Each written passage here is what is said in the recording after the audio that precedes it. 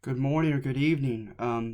We're covering the final or test three in History 101.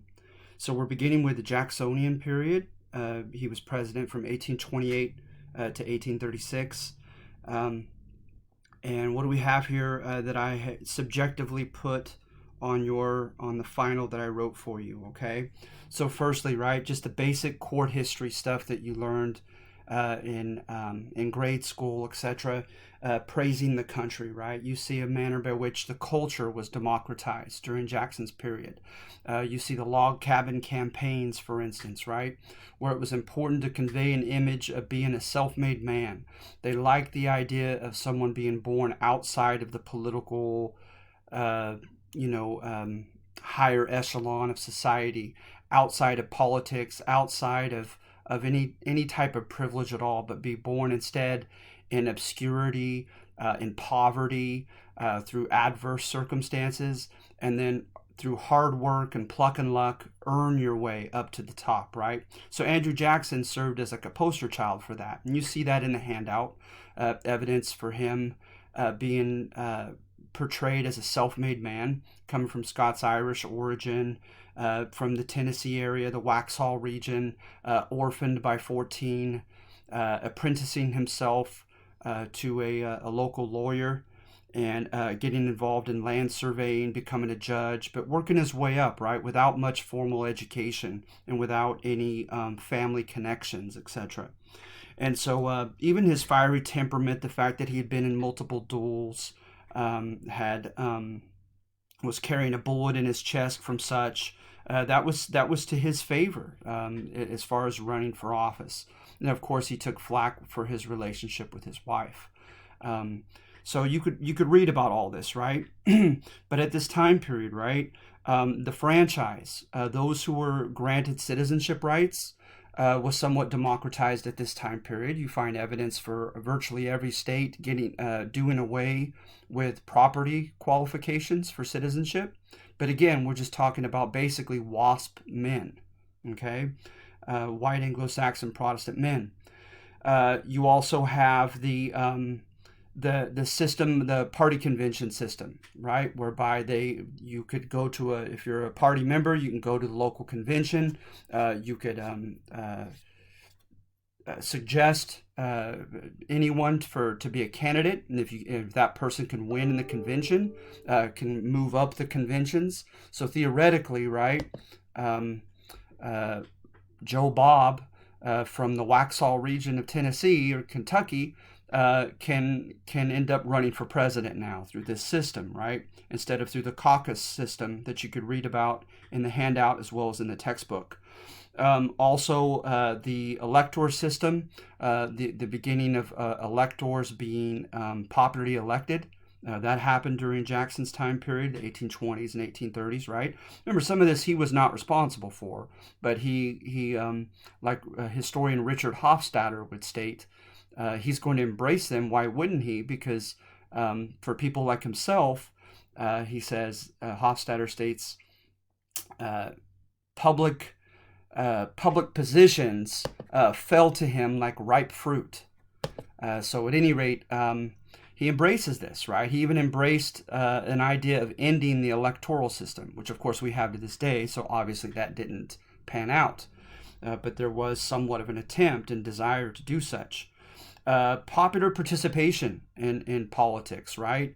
You look at the end of your Brinkley textbook, and you will find a huge. I have this. I have it cited exactly. A huge increase in popular participation in the presidential election from 1824 to 1840. Rallies and parades and so forth. Lots of pageantry with popular participation in such, right? And then to the famous anecdote of Jackson winning the presidency and a mob of some people without shoes and dirty faces, etc., coming in and literally destroying, messing up the White House, and with the former First Lady stating, "Good God, the mob has entered the White House." So at any rate, you have evidence for such things, right? At this time. However, right, like I mentioned, Most of this, as far as there was nothing approximating the later 14th Amendment that guaranteed citizenship rights for all human beings, not even for all men at this time. That was still a state issue as far as citizenship. So most of these, these benefits that are going to come through the Jacksonian time period are basically just for white male citizens, for poor, ambitious white male citizens. So you have that, and remember also that there was the idea, and I'm going on to numbers 1 and 4 on the final, is there was kind of a system whereby Jackson, he contended that he wanted this to be the same land of opportunity for other white men, ambitious poor white men like himself, right? So hence his war against the National Bank, Biddle's Bank, and his attempts to whatever part he played in having the money disseminated through these wildcat banks, whereby the average person had now a chance of getting credit. Because the idea was land and credit, not yet school, like I would argue today, constituted the primary stepping stones to the American dream, right? It takes money to make money, so borrowing money to start a business through credit, or squatting on land and jumping from a subsistence farmer to a cash crop farmer, right? Seemed to have been the main avenues toward the American dream. So he tried to provide that, right? He supported such, Andrew Jackson did, and the Democratic Party at this time period. However, right, it was kind of seen as kind of a quid pro quo system, right? You scratch my back, I'll scratch yours, to the voters, to the white, ambitious, poor white voters who were coming to the polls so faithfully and telling them, hey, I'll give you what you want if you give me your vote, right? And so hence oftentimes what they wanted were those things, right? This particularly land, and also in particular, right, land that belonged to others, particularly Native Americans. So you can't really think of the Jacksonian time period without thinking of the Trail of Tears, right, throughout the South and the East Coast, and sending the natives westward. So at any rate, so to an extent, there was a degree of populism that existed, right? And to me, that's populism. That's the heart of populism. To me, subjectively, is that you appeal to the lowest common denominator, whatever are the kind of base aspirations, right? The kind of your kind of Freudian id, whatever you're coveting, what you're desiring, right?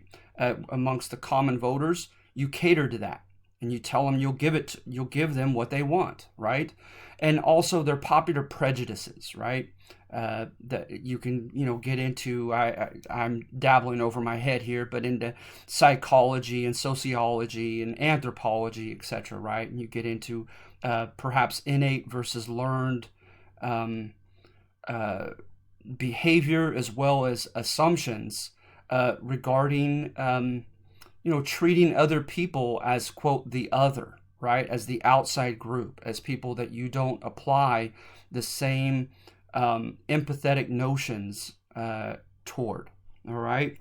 So at any rate, you have that element, okay, involved with like numbers 2 and 3 on the test, the ugly side of democracy, so to speak, right? And then going on to 5, Alexis de Tocqueville, remember, in his book, Democracy in America, he definitely had reservations about this. He thought democracy, like any other form of government, can go too far, right, and become dangerous. And note the silly little metaphor that I throw out at the end, right, that sometimes democracy can be like 2 wolves and 1 lamb voting on what's for dinner. Hence, the 2 wolves are going to vote to eat the lamb, outvote the minority, and gobble them up. And so he was concerned about that. And in particular, he was concerned about judges being progressively elected to their positions at the local and regional levels. He thought judges served as a great brake or brake stop toward the will or the id, the passions of the masses, to kind of hold them in check with a sense of equilibrium, right? In the spirit of like Montesquieu, in his spirit of the laws, that was part of the Enlightenment.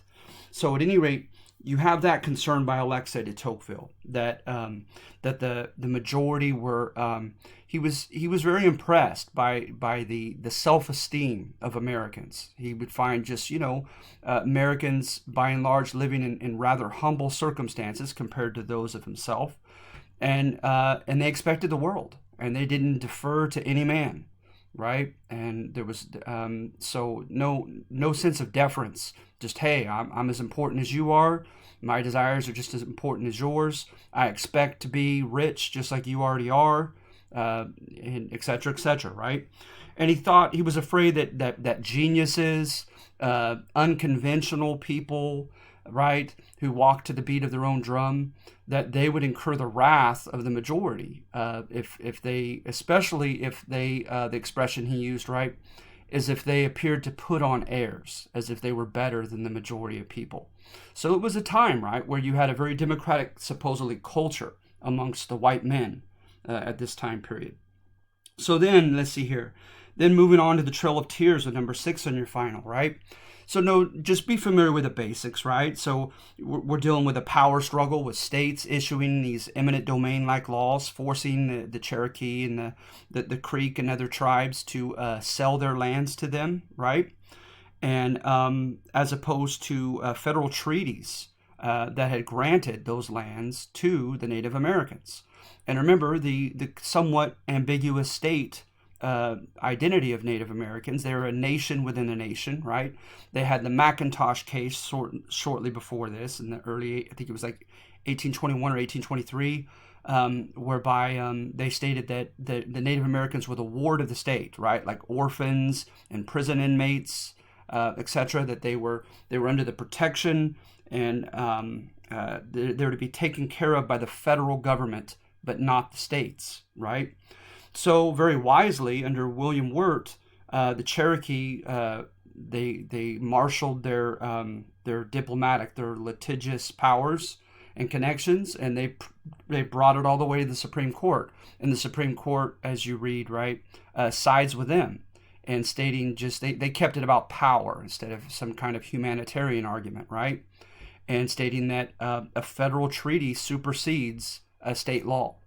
And since the federal treaties had granted that land to the Native Americans, that superseded these state eminent domain laws. And remember, like with eminent domain, right, to this day, right, if they're going to build a hospital, an elementary school, a freeway, something that is supposed to benefit the entire community, they could force a private owner to sell his or her land. Okay?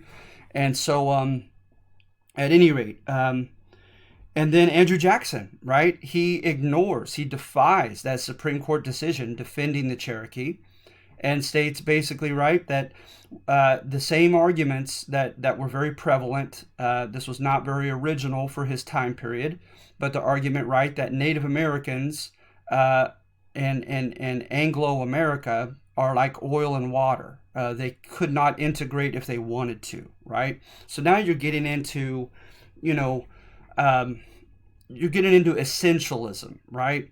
Because you look back at like Benjamin Franklin and other founding fathers, they stated that they thought, and they're from their bias of that time period, right? They felt that Native Americans were, quote, primitive on multiple levels, but they felt like it was environmental, that it was circumstantial, that if they were brought into the right environment, they were innately just as intelligent and just as capable of becoming, quote, civilized as any demographic of people. And then you see kind of a regression here, right? Where you get more than a suggestion that Native Americans were innately, right? They were biologically inferior, and they couldn't integrate if they wanted to. And so being in that they were incompatible, right, with Anglo-America, and they could not integrate, them being progressively surrounded by Anglo-Americans, another assumption that was drawn was that, kind of a slippery slope argument, that because they could supposedly not integrate, that conflict was inevitable. And when that conflict did occur, whenever it would occur, that it was inevitable that the Anglos would destroy the Native Americans by numbers, by technology with military equipment, etc., right? So hence, I think you know where I'm going with this, and where I wrote on the argumentative handout, is that it was for the betterment, it was for their own good of the Native Americans to have them removed safely to a Western land, safe from the infringements upon their property and land and threats of Anglo-Americans. All right. And so that's exactly what he did in the infamous Trail of Tears episodes, right? And those are plural. There were more than one, with numerous tribes.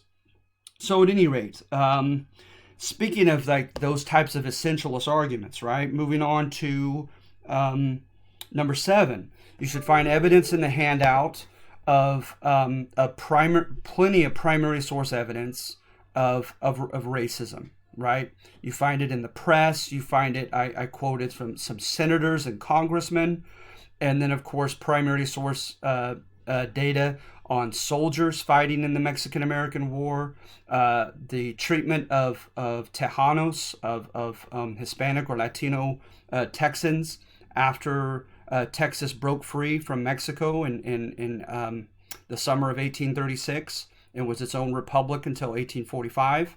And so you find racism there as far as, so note, right, I tried to prove the obvious existence of racism in 19th century America to counter the claims of Frederick Jackson Turner, right, and Turner's famous thesis on the West. So speaking of which, let's see here, where are we? We'll get back to Turner's thesis in just a moment. Moving on to number 8, so Chicano history, right? And I named and cited a couple books and historians, right? Chicano historians. And they depict it, right, as the story of Texas, of the Anglos coming in right away, taking advantage of the generosity and the lenience of Mexican official policy, that of Mexico proper, and that of Coahuila y Tejas, the state government that they were under, right, at the state level. And that Santa Anna's constitution served as a convenient pretext for them to finally break free, right? Then, however, I take a 180 and say, okay, well, remember also the court history we were taught as children, right? Praising the so-called martyrs of the Alamo, etc., right? So what were they fighting against, right? Well, for one, they were fighting for federalism, and they were fighting against a very, arguably exceedingly conservative constitution under Santa Anna, the Siete Leyes, right? The 7 laws. He could shut down the Diputación, the Congress, at will. He handpicked the governors, no longer to be elected. He did away with the state legislators. So Zacatecas, the governor, refused to hand over his militia, refused to step down from power.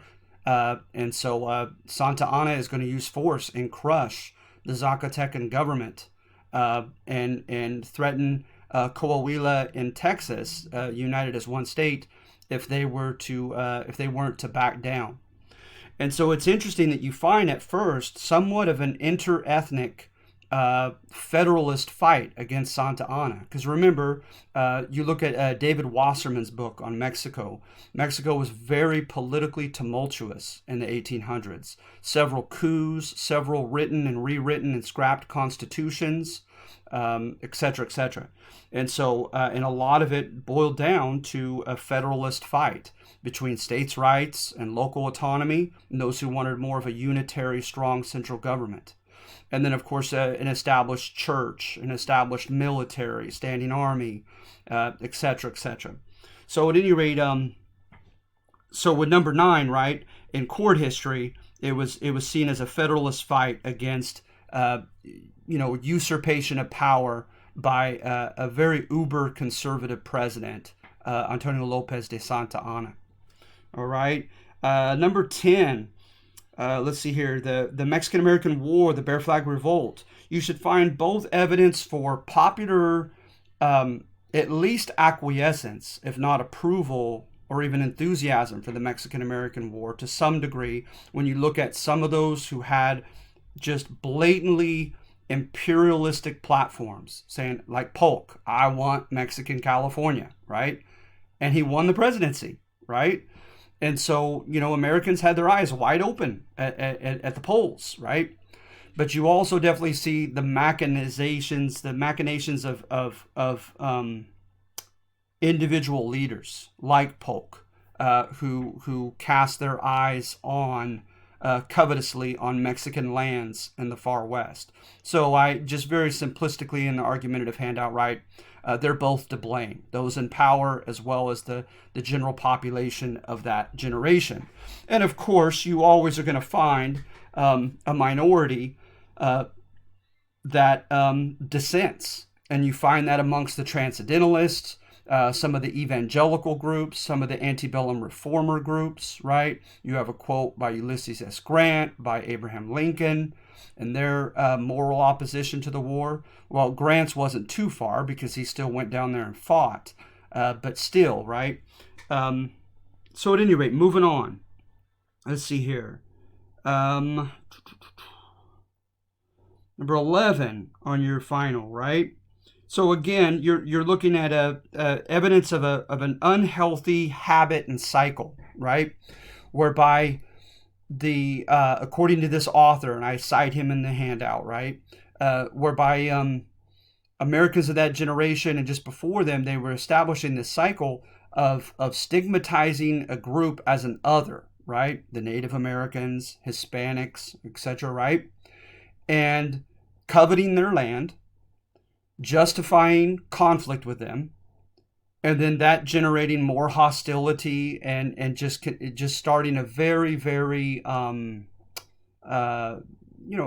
harmful cycle of violence and also intolerance, right? I'm probably wrong on this, but I want to say it was Emil Durkheim, a famous sociologist, contended, right, that there is a lot of power in unifying a group by way of excluding another group, right? By pointing to a group and qualifying them as the other, and you dehumanize that group and contend, right, that they are innately, as well as culturally, etc., and institutionally different and even harmful, right, to your group, your inside group.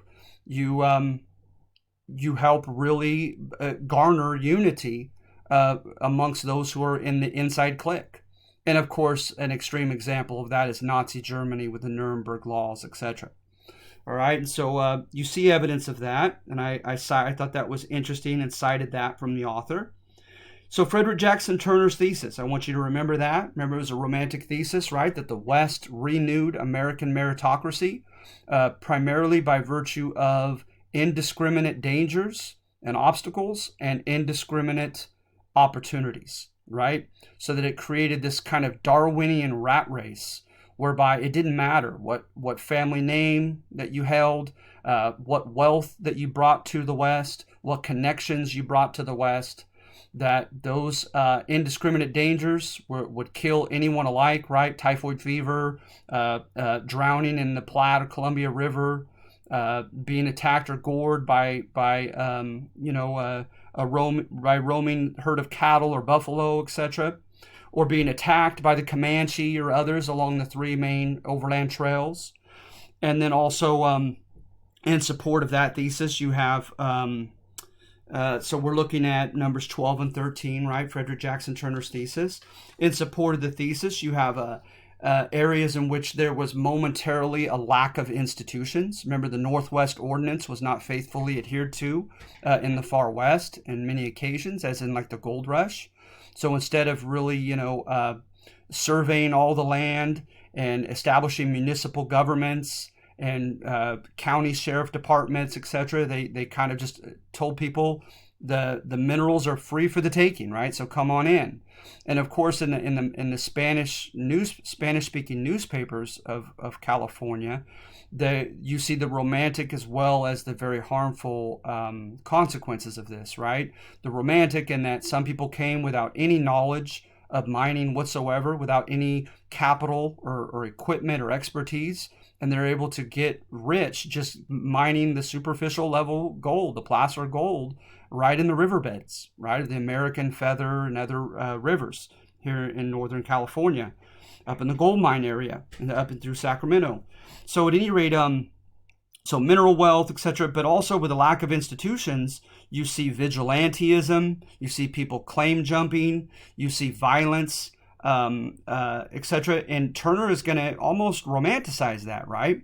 And say basically, right, that, kind of like the Odyssey or something, right, in Greco works, that nothing, no success is worth it if it doesn't entail some type of sacrifice, some type of obstacles to overcome, etc., right?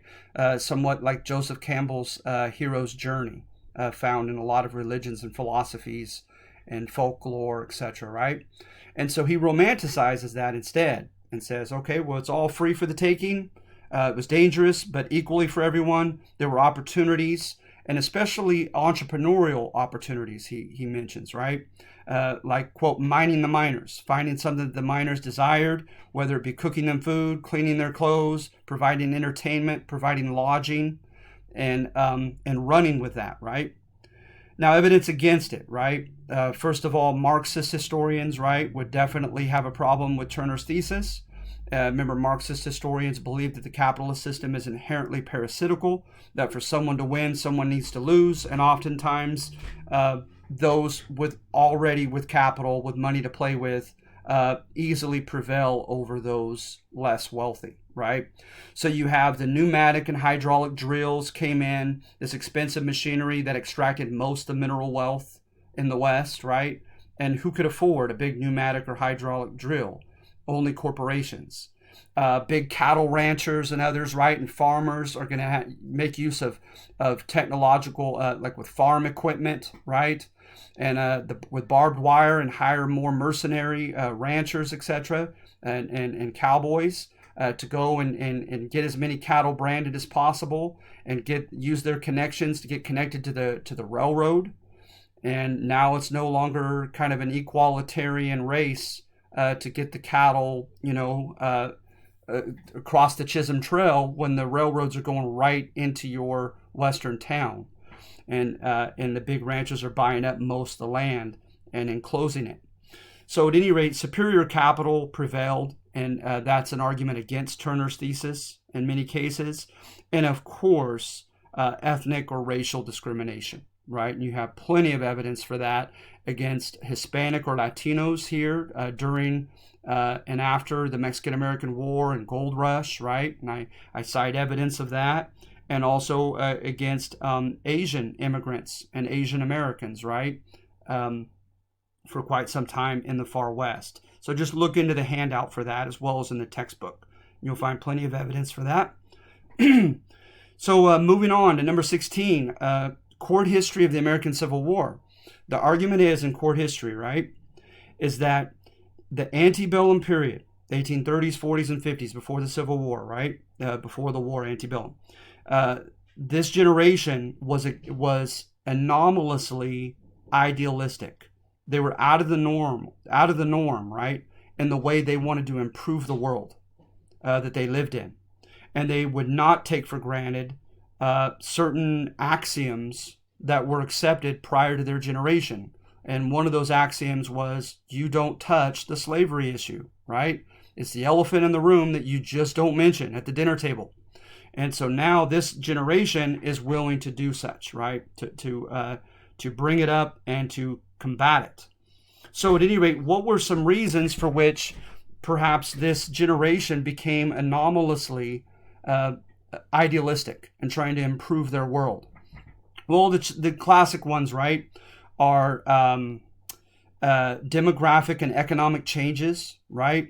You have evidence of like dislocation, of urbanization, people also moving away from cities, the end of the old school ways of production, where artisans and their journeymen kind of, had the monopoly in their local areas, and you're getting the beginnings of they call it the putting out system, whereby people would come and just and begin to put the process of production into multiple steps. And it's going to be the beginning, right, of mass production, right, that kind of culminates, arguably, in like the factories of Henry Ford in the 1920s.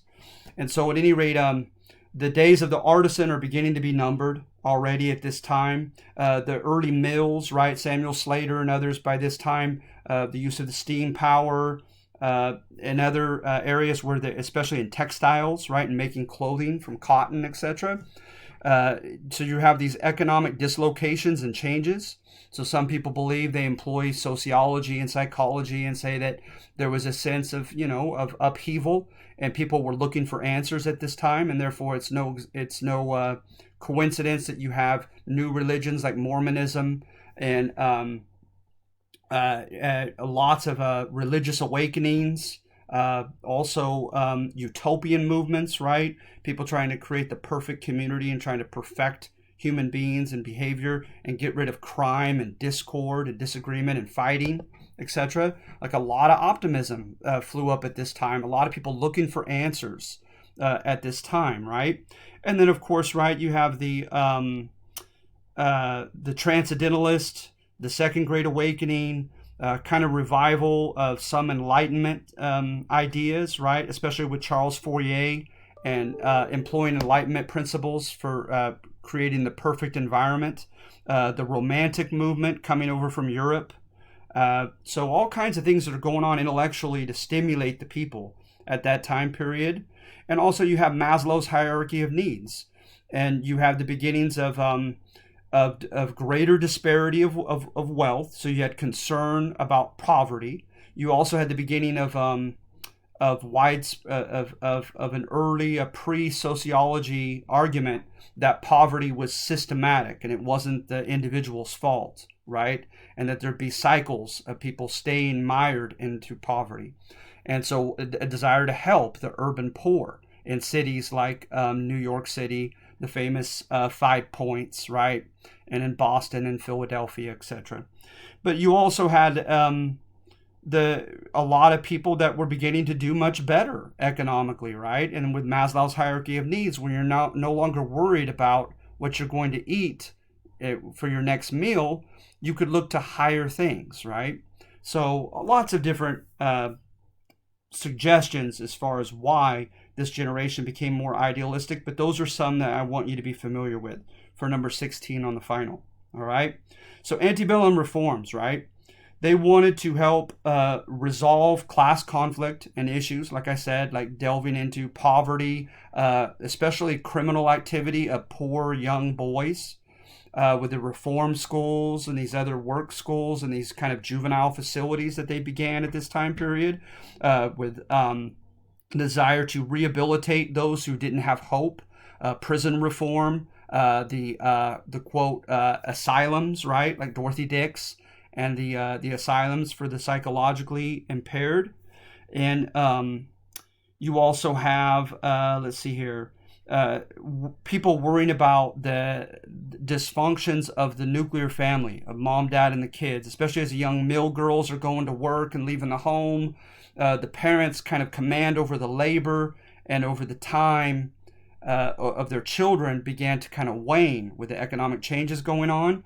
So there were lots of fights against alcoholism, domestic abuse, the father or husband seeing a prostitute. They fought all those things that might dissolve the nuclear family, right? They were against conformity, especially when you read, right, Emerson and Thoreau, against tradition and societal peer pressure for conformity. To them, those were artificial, they were arbitrary, they were subjective, and they were oppressive. And they wanted people to be free, to be liberated, right?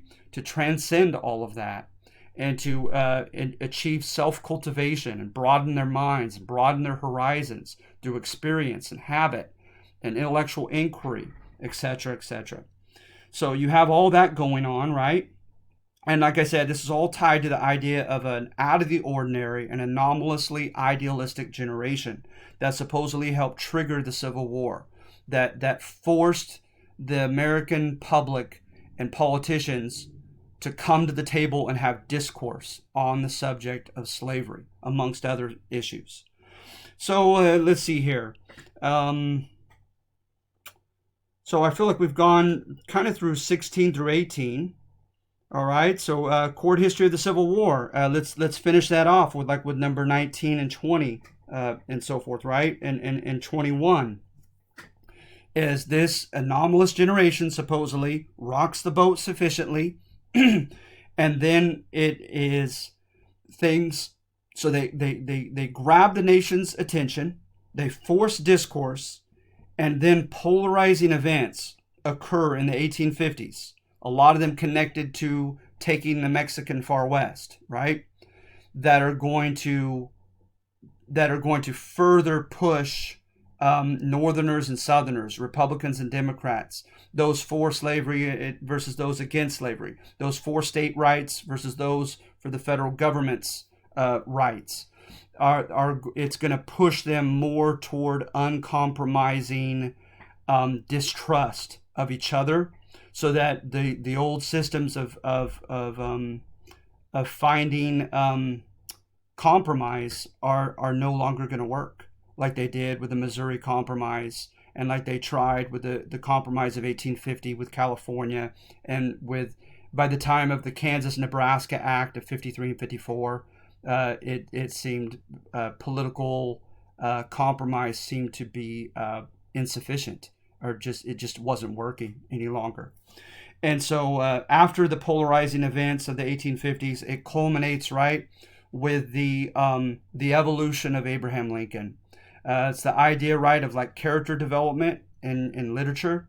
It's in court history, right? Lincoln is depicted as a man who comes around and becomes a much better man, even a saintly man, by the time he's killed at the end of the Civil War.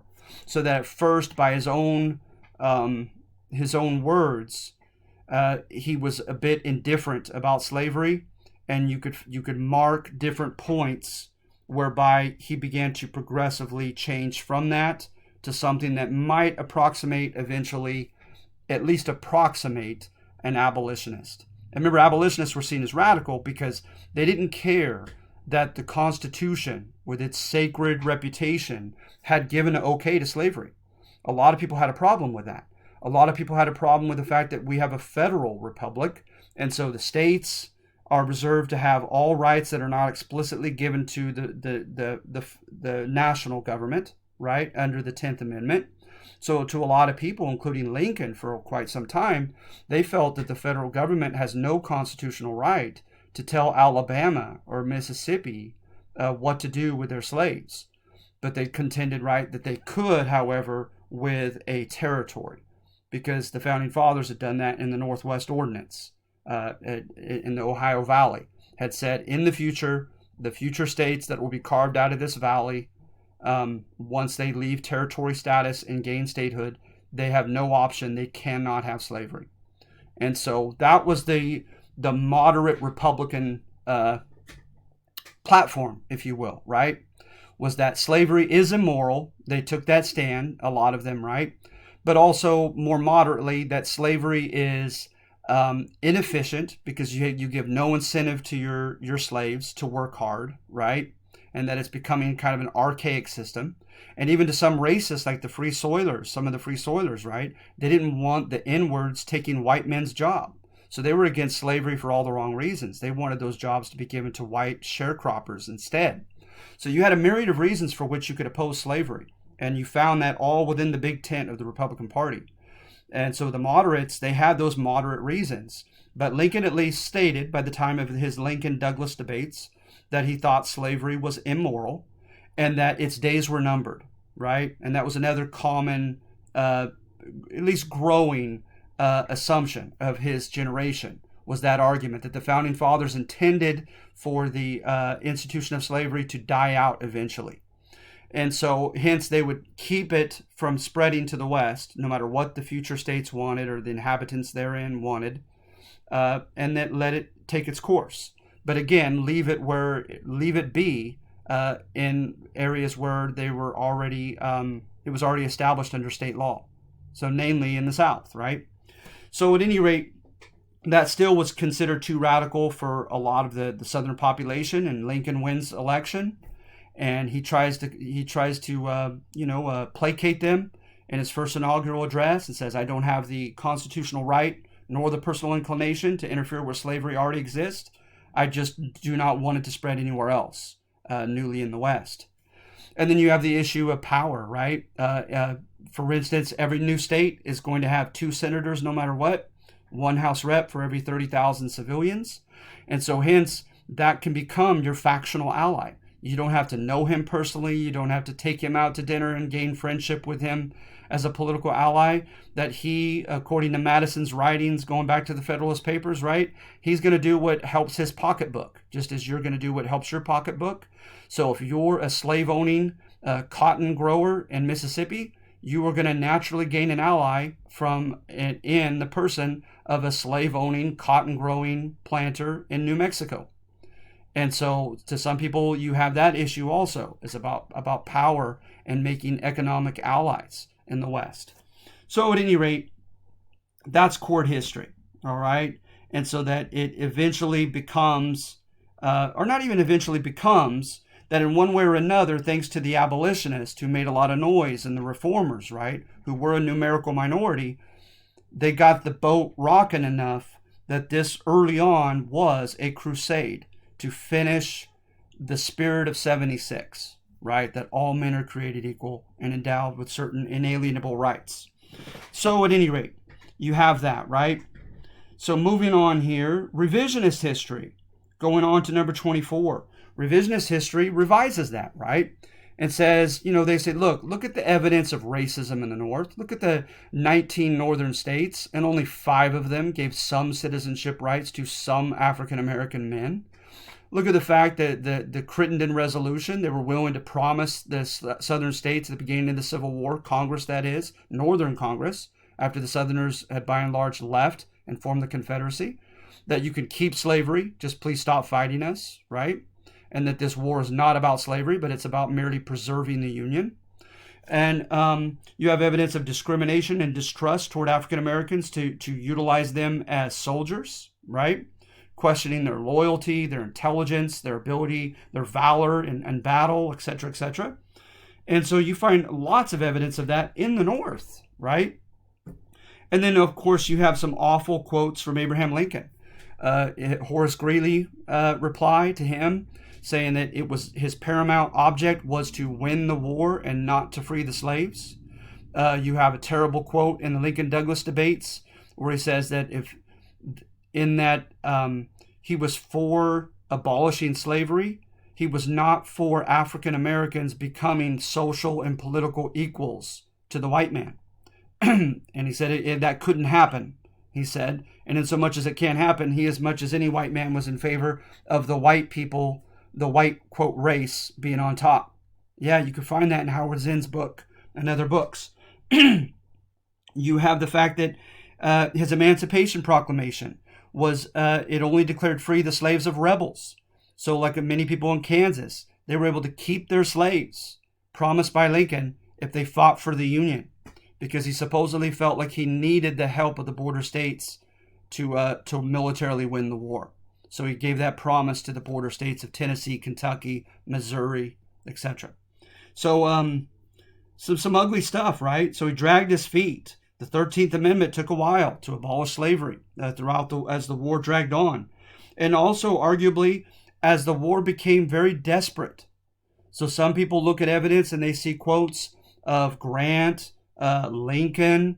There's a quote by George Julian, an abolitionist senator, where he tells the senators, right, hey, I tried to appeal to your sense of destiny and history and humanitarianism to get you to free the slaves and use them as soldiers. Now I'm going to appeal, because he said that didn't work, even as Northern Yankee congressman. Now I'm going to hit you where you'll feel it, is your self-interest. If we don't utilize the black slaves, the South will first. And he said we can divide and conquer the South and psychologically terrify the South by arming the very demographic of people that they've been oppressing and abusing for so long. And so something to think about. And again, you find that in Howard Zinn's book, etc. But to his credit, Lincoln did, right? He had a famous chess analogy that he gave to William Seward. And he said basically, right, I have to appear indifferent about slavery or I won't even win re-election in my own North. And he said, look at, John C. Fremont and others who ran for president as abolitionists. They didn't win hardly a single state. that was considered too radical to his generation. So he said, what can I do if I'm not reelected? So I have to appear, he said, to be almost indifferent about the slave issue. And he says, secondly, I have to win the war, or if we lose, it's all moot. And so he says, I need the border states, right? In particular, Kentucky. So he says, I'm cutting a deal with them. But what they don't know, he said, is that I'm eventually make them give up their slaves as well. And he did with those in Kentucky. He offered them, in return for their loyalty, he offered them gradual compensated emancipation that no one else in the South would get for their loyalty. And they wouldn't abide by it. And so he ended up just taking their slaves as well. But at any rate, so that's his defense of the issue, Lincoln's, right? And also he did put a couple radical Republicans in his cabinet, like I mentioned, William Seward. All right. So now numbers 27 through 30, take a look at them. All right. The Free Soil Party, number 27. Antietam, number 28. So I got to put some military history in here, right? And not to mention your last assignment. I hope that you chose one of the military history assignment options and did that, okay? And please, everything is due Thursday night, December 10th, okay? I had planned to give you till Sunday, and shame on me, I wasn't aware that Canvas will not allow me to have you submit anything after the 10th. So it has to be the 10th, and I apologize. Number 29, the textbook on McClellan and Grant. Number 30, Grant and Sherman. All right. So thank you. I hope this helps you in your final. Please remember, I can't emphasize enough, if you have any last minute reminders for me on any of your assignments, etc., please Canvas message me as soon as possible. And please turn everything in, including your extra credit option, should you do so, by Thursday night, December 10th. All right. Thank you, guys. And congratulations for making it through my class. It's been one heck of a semester. Bye-bye.